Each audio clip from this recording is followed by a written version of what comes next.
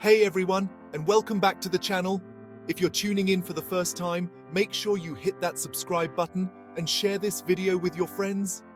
Today, I'm diving deep into a topic that many of you have been curious about: mastering the art of importing goods from China to Pakistan.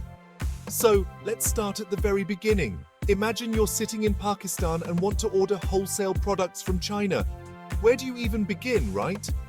Well, first off, you need to know exactly what product you want. Knowledge is power, my friends. Make a note of this. Next up, you'll need to connect with a few freight forwarders here in Pakistan. These guys are crucial because they'll handle most of the logistics once your goods leave China. Now, on to finding your product. You can't hop over to China, so you'll use platforms like Alibaba. Remember, Alibaba is fantastic for B2B transactions. That's business to business, where you're dealing in bulk.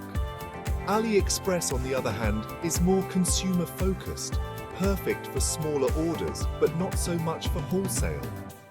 Once you've chosen a product on Alibaba and started a conversation with a supplier, ask for everything: specifications, pictures, demo videos, and if available, a company profile.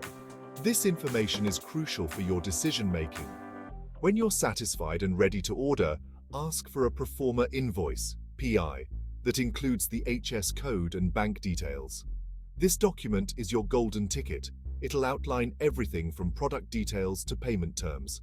Next, coordinate with your forwarder. Share the PI with them, and they'll help you figure out all the costs until your products reach Pakistan. Always opt for the FOB rate, not CIF.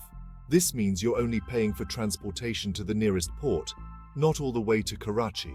Now, if everything looks good, it's time to make the payment.